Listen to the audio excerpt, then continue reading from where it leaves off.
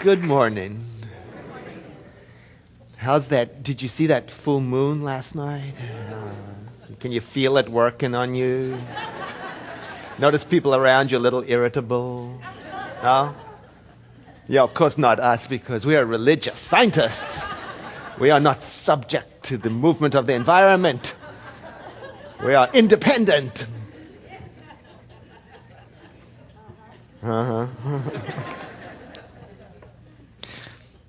Our topic this morning is bliss and sacrifice.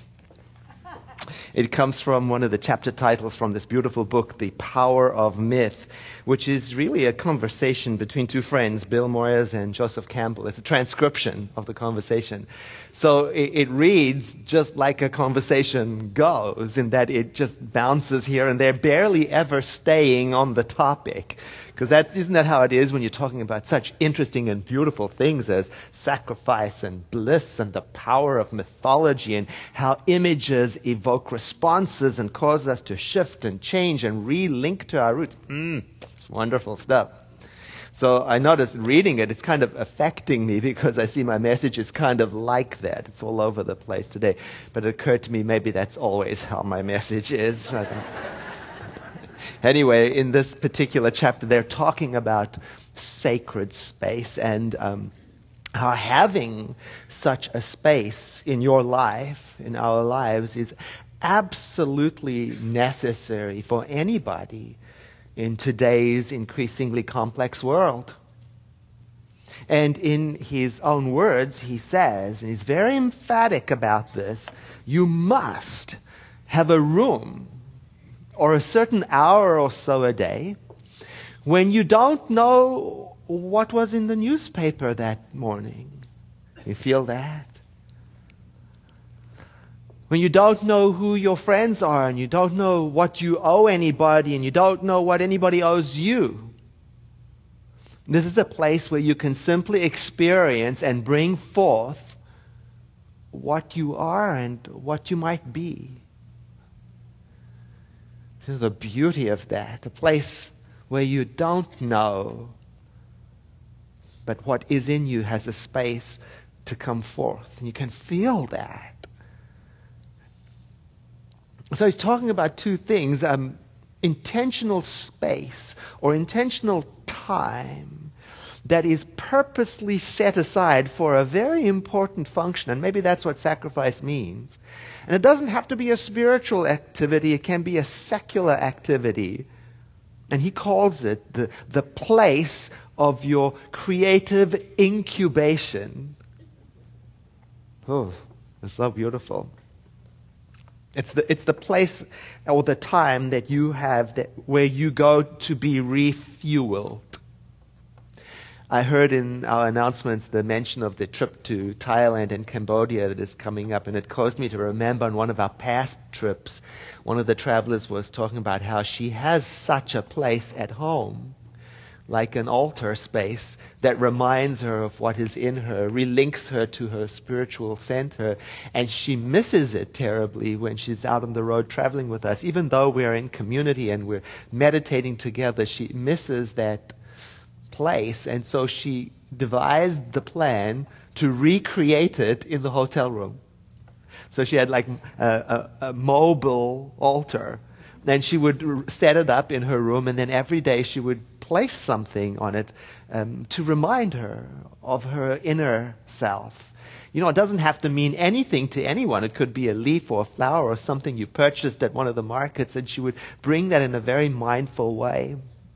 And she found that her traveling experience shifted. So we made a practice then in our journeys to suggest that to travelers, and with terrific effect, as people found that moment of regular, conscious, intentional reconnecting, a little bit goes a long way. It reminded me of the time I spent in India in 2007 at the ashram there. At the time, the guru recommended something similar to a person who was struggling with feeling disconnected to his source, and said, I want you every day to take to a special place in your home something, like in the form of a gift, like in the form of a sacrifice, something that you were going to give up, so to speak, and place on there, whether that was a photograph or a leaf again or a twig or a stone stone or flower. It doesn't have to mean anything to anybody. It's the idea that you ritualize it. You make it something formal that you do, so it becomes very personal in its meaning to you. And it doesn't have to be a place or that kind of activity. Sometimes people find their refueling. Well, I know some people tell me it's when they're out cycling. For other people, it's when they're in their garden. For some people, it's when they do yoga. Everybody's got a place or an activity or something where you can refuel. But he says we've got to have it. So something different to meditation. This is a place of allowing that which is already in you to be incubated, to come forward. And he says if you do have such a place, at first you may find that nothing happens there. But if you have a sacred place and use it, something will happen. And what he's talking to here is the addiction to immediate results in our culture, right? If I plant a seed today and I don't have a zucchini tomorrow, then it's all wrong. It was a false teacher. No, actually, many disciplines show very little sign of movement at first. You got to stay with it. You've got to give it time to incubate. I mean, if you go to the gym even, or if you're learning a new language, or if you're studying music, or you're practicing yoga, it takes a little while for it to deepen and allow something to emerge that's in it. So he's talking in the book about how our life currently, this is applicable today, is becoming increasingly more complicated, more complex. And what a way with words he has. He says that the claims of the moment are so great upon us. The demands of life upon the ordinary person is immense. You feel the weight of just that sentence. The claims of the moment upon us are so great. It's as if, he says, we're always doing something that is required of you. Oh.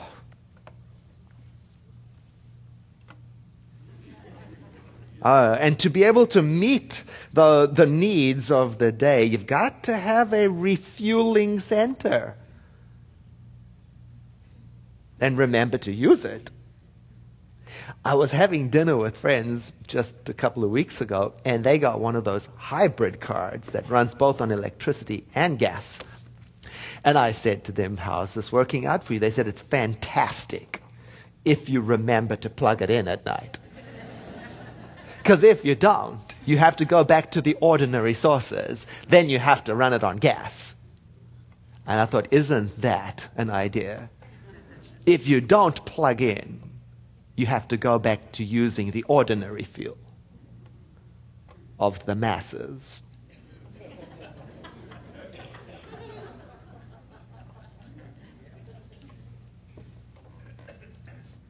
The claims of the moment, if that's all you listen to, the claims of the moment upon you, then you get what I would call the mass mentality, herd mentality. Herd mentality. Herd mentality means you just go. You're not even sure why, but you know what the direction is, where everybody else is going. And then it comes to pass that the individual in the middle, at the center, doesn't know why a change occurs, just knows that it happened. You see, it could be a real threat on the periphery, or it could be a made-up threat on the periphery, or it could be some other motivation that happens on the periphery, but as far as you're concerned on the center, it's just a rumor. All you know is that now you're going north, and you're nervous about it. Is this bad news? That's good news, actually. Because spiritual living is in part about stepping out of the herd mentality, or at least becoming conscious of those times when you choose to go with it. Because we're social beings. We like to go with the group now and then. It's fun. Oh, but to stop thinking, or to stop choosing, like Margaret Owen's song said, or to stop refueling. That's dangerous. It is my opinion that the most powerful weapon of a corrupt government is an uneducated people.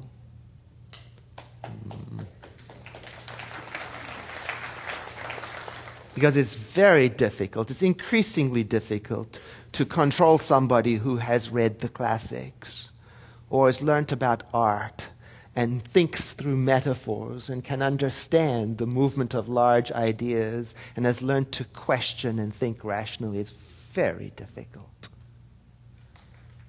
And if the government won't educate you and your children, you must educate yourself.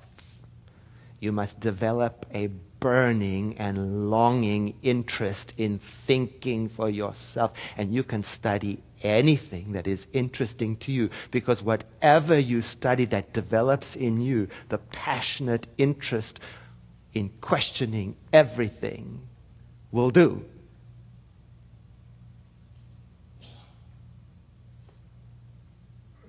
But you would have to give up being lulled along in the direction of the herd. You see, that's what sacrifice means. You have to give up something. Or give up something destructive. Oh, the word sacrifice is so beautiful. It means, it's two words, holy and make. Make holy. By setting it aside for a special use, for a use that evokes in you what is in you, brings it forward. And I think the author in this book is suggesting that we give up some of the time that herd mentality uses up, so that we can use our precious life by dedicating a portion of our time to doing something that brings out what is great in us. So Campbell asks, this is his question, he says, where is your bliss station? Isn't that a beautiful question? Where is your bliss station? In other words, where do you go to relink? And he's emphatic again. He says, you have to try to find it. And using beautifully archaic language, he says, get a phonograph, as if anybody knows what that is. Get a phonograph and put on the music that nobody else respects. You know what he's talking about, right? The stuff that you love. Nobody else understands it. Or get the book you like to read. In your sacred place, you get the thou feeling of a life that those people had for the whole world in which they live. Now, those people that he's talking about, he's referring to earlier times when people had more access to nature and to time, and they took the time to create structures and rituals and patterns and systems of education that gave them that sense of awe for this condition called being, that relinked them always back to something larger than their immediate selves, so that they could bring forth what was in them. That's what religion means. It's thought to be made up of two words, again, or a concept, to relink, to tie you back, to bind you to that which is greater than you are, that evokes in you the sense of awe for this condition of being. That's what religion is supposed to do. So if somebody says, what's your religion? I guess you ought to stop for a moment and say to yourself, what in my life relinks me to this sense of awe for this condition of being? That would be your religion. And a side story in the book, it's got nothing to do with anything, but it's wonderful. He talks about when he was a student in Paris and he would go to Chartres Cathedral and study all the images in the cathedral for the tremendous awe it evoked in him. And so much so that the keeper of the concierge took him one day and said, would you like to go upstairs to the bell tower and ring the bell with me? And he goes up, and if you've ever been there and you read the story, you'll have the tremendous sense of the awe he experienced just from reading his words. It's absolutely beautiful. And maybe that's the point, the awe in it that is evoked. He says actually that right in that section of the book, he says, you can tell what's informing a society by what the tallest building is in it. So last week we talked about whatever you put in first position in your life will dominate your choices, your words, your actions, your enjoyment, and your experience of life. Right? Remember the commandments? Now, this week we're expanding that metaphorically. Whatever's tallest will inform you about what is important in your life. So he says when you approach a medieval town, you can see, first thing you see, the cathedral dominates the horizon. When you're approaching an 18th century town, you can see, the first thing you see dominates the horizon. The building of government, the castle, first thing you see. You know what's important. Fast forward to modern times. You approach a town. What do you see? The offices of trade. The center of economy. I mean, a downtown is what judges a city, right? How it dominates the landscape. So we can know what's important. And we can personalize that. You know, you play with the metaphor, play with the idea. Ask yourself, how have I arranged my living space? Because that's going to inform me about what's important in my life. You know, in other words, what's tallest? I mean, when you walk into my place, what's the thing you see first? Oh, dear. Because, you know, in many homes, it's the entertainment center. That dominates the horizon. See, I grew up pre-TV. In South Africa, we had no TV. I think I was 16 or 17 or 18 before we had our first TV. And the first show I ever saw on TV was I Love Lucy. What an awesome education. So before TV arrived, you know, the centerpiece of a home was the dining room and the living room.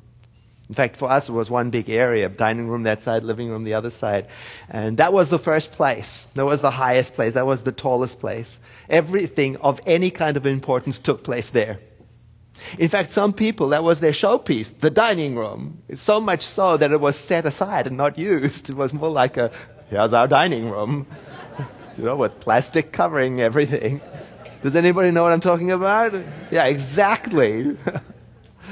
Oh dear. And then slowly the table became more important, you know, for everything, because that's where connection took place. That's where mutual nurturing took place. That's where conversation took place until TV arrived. And then slowly and slowly it displaced the dining room and it took the center stage, and there it was. Connection lost ground to entertainment. Well, in today's society, you can tell what's important because of how it looms from the horizon. As you approach this society we're living from afar, you can see what stands high and tall. Movie stars and athletes. So big. It's the tallest thing you see. They even comment on politics. And we listen to them. They're the most important thing. So this great comic strip, there's this guy, he's playing basketball, and he's all dejected because there's driving down the street is a stretch limousine, and in it is a teacher, and he says, there goes another one of those overpaid teachers with their mega million salaries while I'm struggling as an athlete.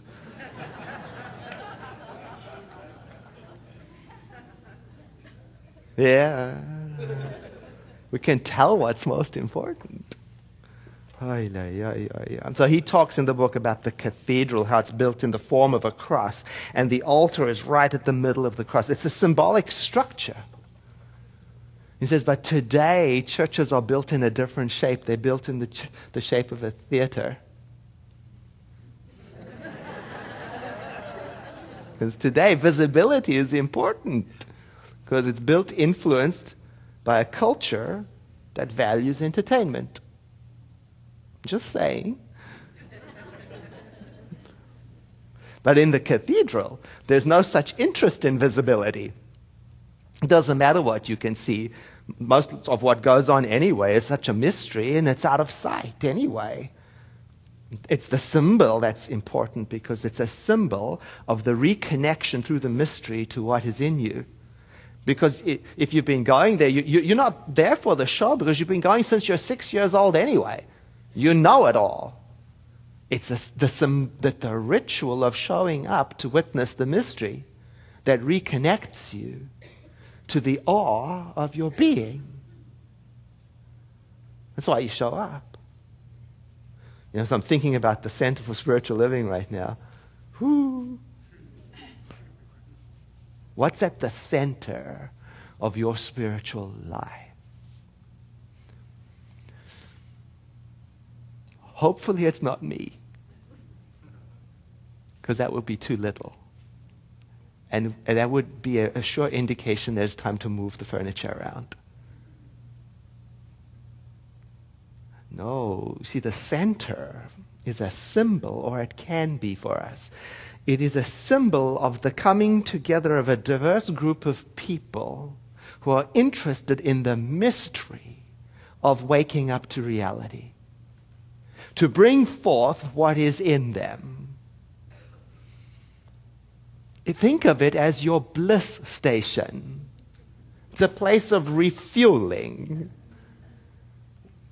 But it doesn't have to happen in this room, right? Because the center isn't a building or a service. When you think about it that way, then the ritual of showing up wherever you show up then puts you at the center of the cross. Now, you become more important than the message or the music.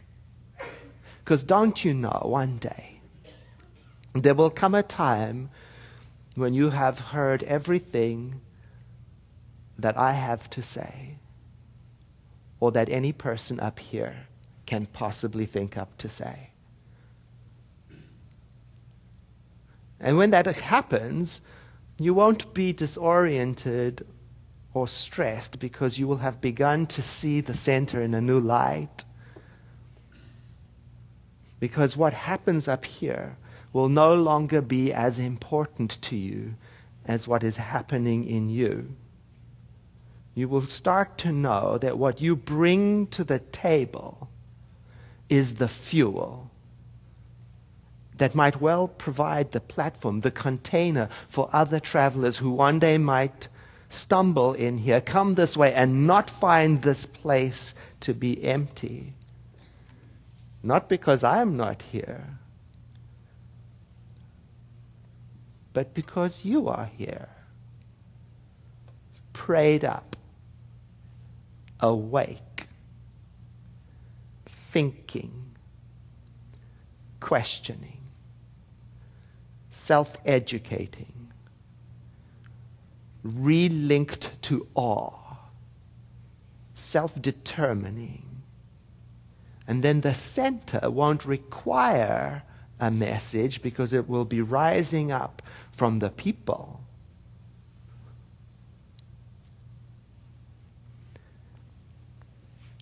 You see, I think what he is calling us to consider is what might be sacrificed here.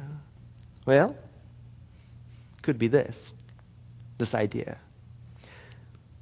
Move me, entertain me, inspire me. Give it up. And then when you do, what remains in its place is, I am here, wherever I am, simply to experience and bring forth what I am and what I might be to forget for a moment what was on the news. Just for a moment. To forget it. To forget what I am. To forget what the demands upon me are. To forget what I owe, what I'm obliged to, what I must do, so that what is in me can come forth. You know, in a cathedral, during the Mass, the priest rings a bell at the apex of the Mass, at the most important time of the Mass, to announce the mystery. Not so much that people don't know what's happening, it's to bring the awareness, the attention to this moment of extreme mystery, that people come to witness and be present for time and time again. And it got me to thinking about, when shall we ring the bell at the Center for Spiritual Living? What is the apex of our service? And you know what it is to me? It's the time after the message when you and I pray together.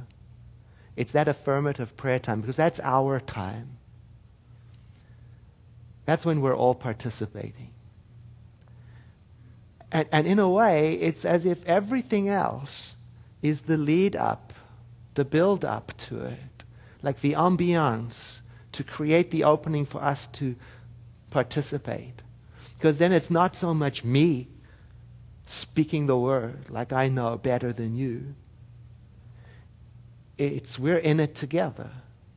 So it may be the case that I'm speaking words, but it could be that every word I speak you're translating in your own mind. You're trying it on in your own consciousness, maybe even coming up with something better for you. So that as the prayer is taking place, we are each one of us allowing to rise up from us the vision of a complete, beautiful whole. We're allowing to come forth what is in us, not being led to it.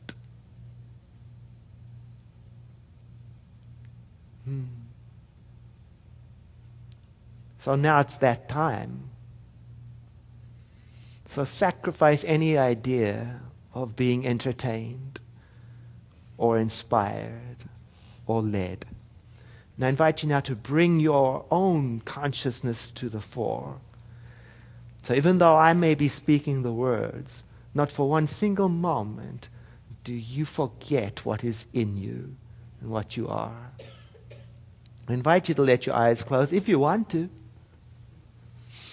And to breathe in as we enter into this atmosphere of prayer in which each one of us bring into our awareness this idea of divinity in whatever words work best. We might even borrow words from a teacher like our founder who said, "It is one indestructible self-existent cause." And in my prayer, I just dwell on those words and explain them to myself, and maybe you do the same thing. Indestructible to me means there is no opposing power, that it is permanent, whatever it is. Self-existent to me means nothing created it, nothing came before it. It is the cause of everything. And his words say that it is in and through all creation, but not absorbed by its creation. And I sit with those words and explain to myself what it could possibly mean. And maybe you do the same thing. It is in and through all creation. It is part of everything. Wherever I go, it is part of everything. Whatever time zone I'm in, it's part of everything. In this life and in the next life and the previous life, in this dimension. And it is not absorbed by its creation, meaning it is not diminished or exhausted. It is the permanent presence that deserves a bell ring. And so my prayer then relinks me to that sense of awe for what divinity is. I am the inheritor of this great mystery. I am a place where this creation shows up. And so I do not depend on hunches or spirits or phenomena. I depend only what is within me, because we, are learning to keep silent tryst with the Almighty Spirit within and the law of good within. So then, divinity can speak directly to us. I let no other candidate apply for room within this temple. I listen to that divine presence alone, unconfused and unconcerned in the many interesting things, mentally, subjectively, which rise up out of the great collective unconsciousness. No. I am clear that the great mystery and the awe that I feel right now is the truth of my being. I try to express that in words. And the best I can come up with is, all is well in this moment at my bliss station. All is well.